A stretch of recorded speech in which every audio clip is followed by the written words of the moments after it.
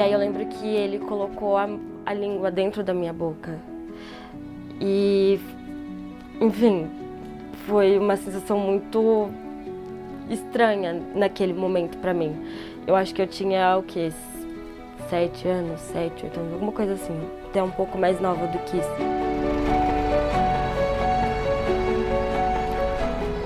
O que eu lembro depois disso é eu indo com meu pai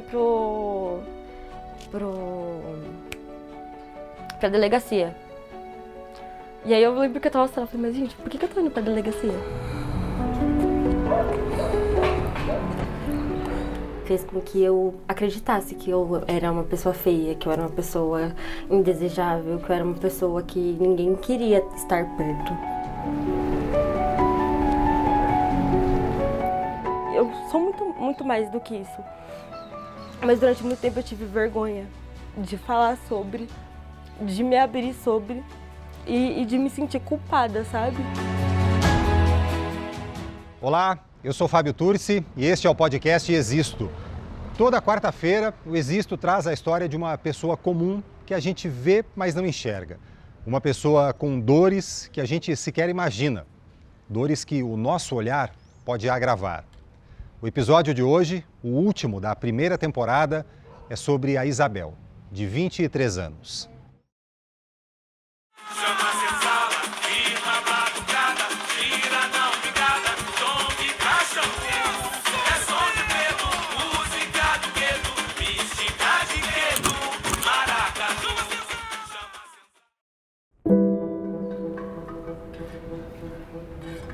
Essa história começa com uma explicação. É sobre a diferença entre ser mãe e ser apenas genitora. Eu acho que tem diferença entre você gerar apenas uma pessoa e você ser mãe. Você desenvolver de fato o papel de cuidar, de ter a responsabilidade para aquela vida, de ser provedora de fato, de proteger e de não permitir que várias coisas aconteçam.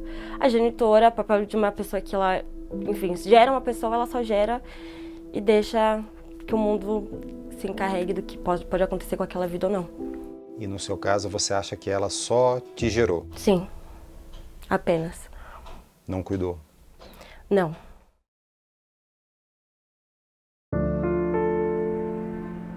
Isabel morava na zona sul de São Paulo, numa casa cheia de gente, com 10 pessoas. O pai, desde muito cedo, já não estava. A relação dos meus pais eu não acompanhei muito, porque meus pais eles se separaram quando eu tinha mais ou menos uns 2, 3 anos, assim, 4 no máximo. Isabel cresceu num ambiente sempre hostil, onde a regra era o conflito entre a genitora e o pai. A relação deles era muito conflituosa, porque eu morava com a minha genitora e às vezes eu vinha pra cá vinha pra casa do meu pai, né, visitar minha família paterna. E aí, isso era um ponto muito de dificuldade entre eles. Eu até então eu não entendia muito o porquê, mas era muito dificultoso a relação entre eles, justamente por essa guarda compartilhada de uma certa forma. Era sempre um clima muito tenso de ambas as partes, assim, sabe? Um exemplo, como eu tinha que vir de 15 em 15 dias pra cá, tinha muitas vezes que eu não vinha porque ela não permitia que eu viesse pra cá. Conflito entre a genitora e a escola. Ela foi lá na escola me tirar do reforço mais cedo, do horário mais cedo. Eu não lembro por que ela foi me buscar, não sei se tinha algum compromisso, alguma coisa, mas ela não tinha avisado a escola. Mas a minha professora falou, ela precisa ficar, não tem como tirar ela agora, hoje, porque ela tá fazendo atividade. E aí eu lembro que ela começou a brigar com essa minha professora. E, principalmente, conflito dentro de casa. A minha genitora, ela também tinha, durante um tempo, ela sempre teve uma relação muito difícil com a mãe dela, que é a minha avó. Então eu cheguei a presenciar pequena discussões, literalmente, discussões muito calorosas, muito violentas, muita violência, muita discussão, muita briga. Então era difícil, assim. Te assustava? Me assustava muito. Me assustava. Eu ficava gelada, assim, sabe? Parada. O coração batia, assim, muito forte. E aí a gente, sabe, não sabia pra onde ir, o que fazer. sabe, alguma coisa podia acontecer comigo. Enfim, eles começavam a gritar meu Deus. Tanto que até hoje, quando eu entro num conflito com alguém e a pessoa aumenta a voz, isso me trava. Aquele ambiente ensinava para Isabel que a violência era algo normal. Era tipo, tá bom, mas um dia minha avó brigou com a minha mãe.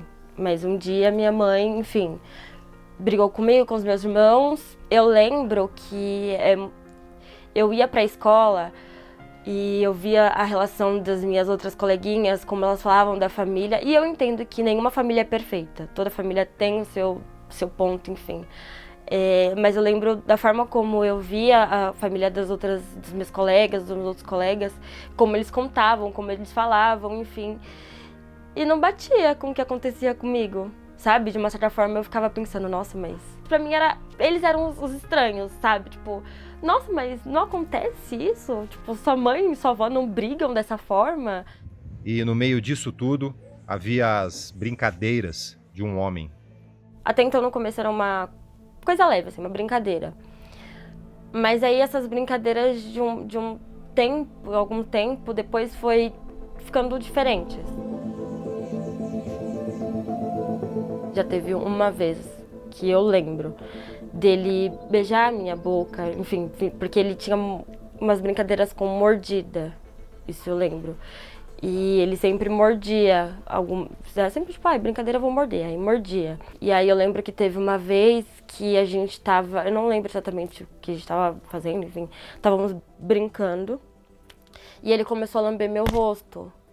E aí eu lembro que ele colocou a língua dentro da minha boca. E, enfim, foi uma sensação muito estranha naquele momento pra mim. Eu acho que eu tinha, 7 anos, 8 anos, alguma coisa assim, até um pouco mais nova do que isso. Ou ele colocava a mão por dentro da roupa e pegava nas minhas partes íntimas. Já teve vezes dele pegar a minha mão e colocar dentro da roupa dele. Então ele apalpava meu seio, apalpava algumas partes do meu corpo. Depois de um tempo ele começou a dar banho em mim. Ele lavava o meu corpo, ele passava a mão na minha genitália. E eu acho que uma coisa que era muito... me deixava muito em conflito é porque depois que eu saía do banho, eu saía com as minhas partes íntimas doloridas. E aí eu pensava, deve ser normal, né? Mas é sempre assim, deve ser normal, mas quando eu tomo banho sozinha não dói. Se a minha genitora ela está vendo tudo isso, se ela está presenciando tudo isso, então deve ser normal, então deve ser tranquilo. Porque ela não fazia nada para parar isso. Não. Muitas vezes ela presenciava e dava risada junto. Tipo, brincadeira. Todo mundo ria. O tempo foi passando até que alguém de fora enxergou o que estava acontecendo ali. Na falta da mãe, foi a madrasta. O dia exato foi quando eu fiquei mocinha, minha primeira menstruação. E aí eu vim pra casa do meu pai. E aí a minha madrasta, ela chegou em mim, conversou e falou, foi conversar comigo sobre menstruação, né? Ela falou assim, agora você virou mocinha. Você sabe, não que as pessoas não pudessem fazer isso antes, mas agora você tem que tomar mais cuidado. Porque não é qualquer pessoa que pode tocar no seu corpo. Você não pode permitir. A Isabel falou para a madrasta que não havia nada demais, só aquelas brincadeiras. Ela falou, me explica essas brincadeiras. E nesse momento eu percebi que a feição dela mudou. Aí eu falei, talvez alguma coisa aqui não tá... E aí eu expliquei. E aí eu lembro que na hora ela saiu do banheiro, conversou com meu pai. O que eu lembro depois disso é eu indo com meu pai pra delegacia. E aí eu lembro que eu tava assustada, eu falei, mas gente, por que eu tô indo pra delegacia? E aí, né, meu pai pediu pra mim contar o que tinha acontecido, o que eu tinha falado pra minha madrasta, todas as coisas. Eu tive que repetir tudo de novo. E na minha cabeça eu ficava assim, gente, por que eu tô aqui falando sobre isso, sendo que é normal? E aí eu lembro que a gente fez o boletim de ocorrência e logo depois meu pai conseguiu a minha guarda. A Isabel tinha 12 anos. Só então ela entendeu que não era brincadeira o que aquele homem fazia. Então foi um choque, porque foi esse ponto que eu entendi, que a minha mãe ela não era minha mãe, ela era minha genitora. E quando isso se quebrou de alguma forma, me quebrou. Me quebrou muito, assim, em várias partes e imensuráveis que eu não tinha proporção, eu não conseguia digerir aquilo. Você consegue dizer o que foi mais difícil para você? Se foi entender que aquilo tudo tinha sido abuso ou saber que a sua genitora não tinha feito nada para te proteger? Foi os dois, para ser sincera. Porque você, pra mim, entender que eu sofri abuso era uma coisa incabível. Eu ficava pensando, mas como? Porque na minha cabeça sempre foi só uma brincadeira, só brincadeira. Tinha um incômodo, mas era brincadeira. E ao mesmo em contrapartida de tipo, tá, isso era um abuso. O porquê que ela não agiu? Porque ela tinha maturidade pra entender. Era a filha dela. Eu não conseguia processar, não conseguia entender. E eu também não queria entender, nem processar, nem digerir. Não queria, eu queria ficar bem. Queria, sabe, ficar tranquila, queria me sentir normal, porque eu não me sentia uma pessoa normal. Então, o meu refúgio foi a automutilação. Meu refúgio foi eu ficar dentro do quarto, me trancar e ficava chorando. Eu tinha crise de ansiedade e me mutilava. E aí, quando essas marcas no meu corpo, eu comecei a ver as marcas no meu corpo, eu comecei a sentir vergonha do meu corpo também. Então, eu escondia. Às vezes, estava um calor de 30 graus e eu tinha que ir pra escola, eu colocava blusa de manga comprida. Eu achava que eu ia morrer, então eu falava, não, vou morrer, então eu preciso acabar com essa agonia logo. Pensava em me matar. A todo momento. O CVV, Centro de Valorização da Vida, oferece apoio emocional e prevenção ao suicídio 24 horas por dia. Se você ou alguém que você conhece precisa de ajuda, é só ligar para 188. A ligação é de graça. O abuso sexual ainda contaminou o carinho legítimo de outras pessoas pela Isabel. Quando eu comecei a gostar de algumas pessoas, ainda assim era muito difícil.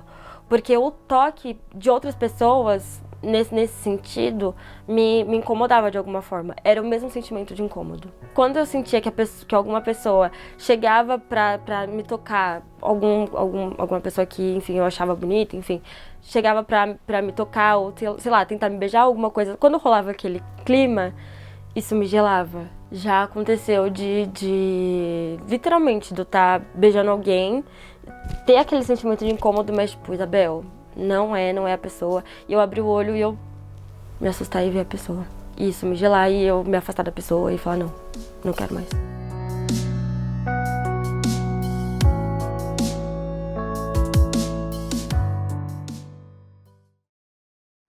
E ainda havia outra violência na vida da Isabel. Essa ela sofria principalmente na escola. Eu era vítima de bullying e de racismo, muito. Sempre me zoavam por conta disso, por conta do meu cabelo, por conta da minha cor de pele, enfim, por todas as características possíveis e imagináveis, eu era repreendida dentro da escola. Já falaram que eu era feia, que nunca ninguém ia querer ser meu amigo, ou que nunca ninguém ia querer ficar comigo, então era bem difícil, bem difícil. Acho que toda a negligência e violência que eu passei durante a minha infância até o começo da minha adolescência fez com que eu não me reconhecesse, não tivesse coragem de olhar pra mim com cuidado, com carinho, com afeto, com acolhimento. Fez com que eu me olhasse, não quisesse me olhar ou me reconhecesse como algo estranho, algo ruim. Fez com que eu acreditasse que eu era uma pessoa feia, que eu era uma pessoa indesejável, que eu era uma pessoa que ninguém queria estar perto. Te incomodava ficar na frente do espelho? Me incomodava. Me incomodava me olhar, olhar para os meus traços, olhar para o meu cabelo, olhar para cada detalhe meu. Me incomodava, então eu sempre evitava. A defesa da Isabel era tentar ser menos ela. Sempre falavam que sobre o meu cabelo, sobre ter cabelo duro. Eu sempre alisava ele na expectativa de parecer com todo mundo, né?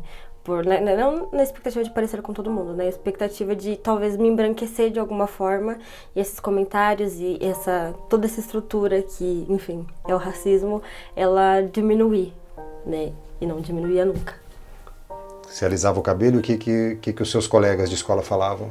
Que ainda assim era feio e eu não entendia o porquê. Sendo que tinha outros colegas que tinham a pele clara, tinham o cabelo liso, todo mundo falava que era bonito. E eu fazia a mesma coisa, né?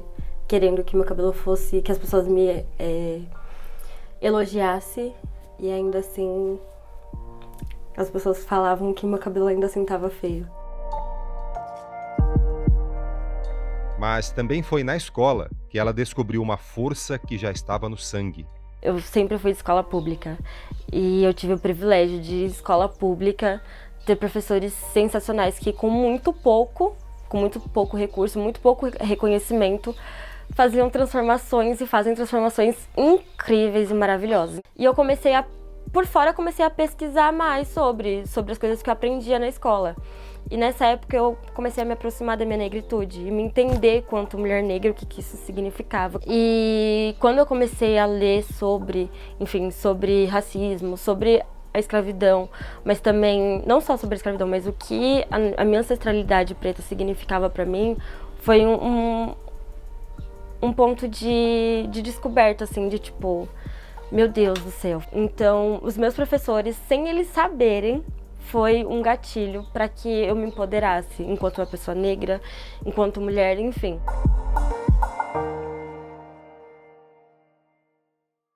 Eu sou do candomblé.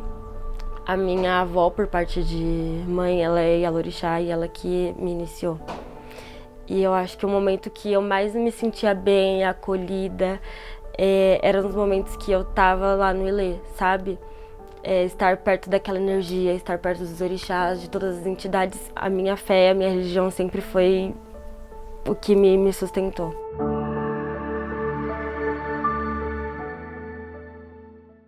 O abuso, ele não é o que me define, não é o que... Eu sou muito mais do que isso.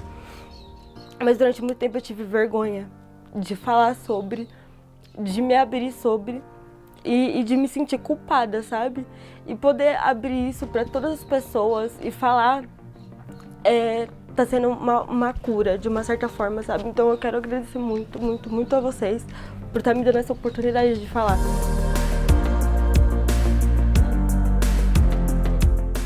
Isabel nunca mais teve contato com a genitora.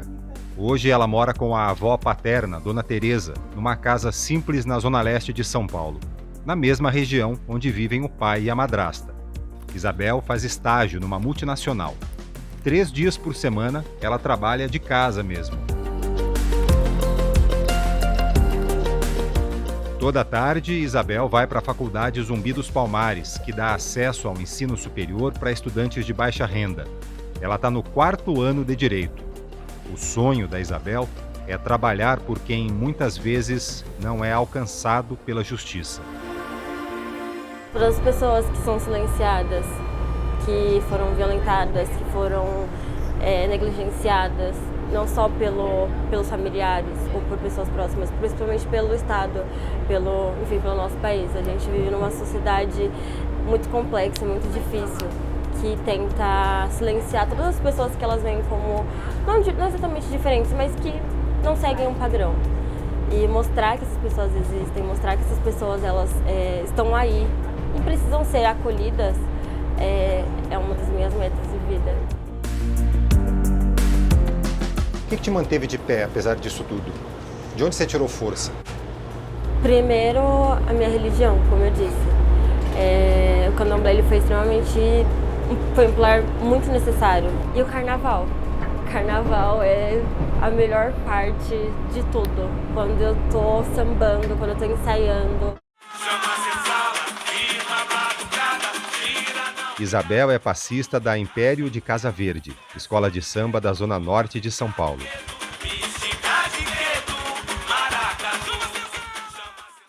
A minha religião e o samba é totalmente ancestral. Quando eu tô lá, né, nos ensaios, eu sinto o peso da minha ancestralidade, eu sinto os meus, enfim, todas as pessoas que vieram antes de mim, todos os baluartes que vieram antes de mim. É muito importante, sabe, reverenciar e continuar esse legado. E no candomblé também.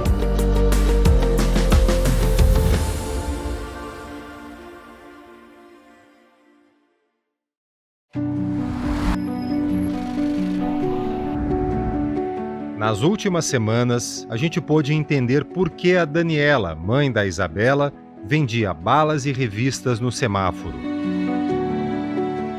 Pôde entender o que a Ohana passou para finalmente ser a mulher que sempre esteve dentro dela. Pôde entender por que o Tiago viveu anos na Cracolândia, o que o Leones enfrentou como um nordestino em São Paulo, por que a Samara foi viver de prostituição, por que a Milagros deixou a Venezuela e vive num barraco de madeira em São Paulo. A gente pôde entender por que a deficiência não define o Leonardo. E entender como a violência impacta a vida de uma mulher como a Isabel e como o racismo impacta a vida de uma mulher negra como a Isabel. A gente também pôde entender a força de um amor incondicional de mãe. A força de um renascimento. A força de quem saiu do inferno com um diploma de bacharel em Direito. A gente pôde entender que um nordestino é capaz de dar aula para qualquer um e ainda ser inspiração. Que uma prostituta ou ex-prostituta pode ser um anjo. Que uma refugiada pode dar um exemplo universal de amor. Que uma pessoa com deficiência consegue derrubar um paredão. A gente pôde entender que dos ancestrais que enfrentaram a escravidão vem a força de quem enfrenta o racismo. É tudo uma questão de o que a gente enxerga.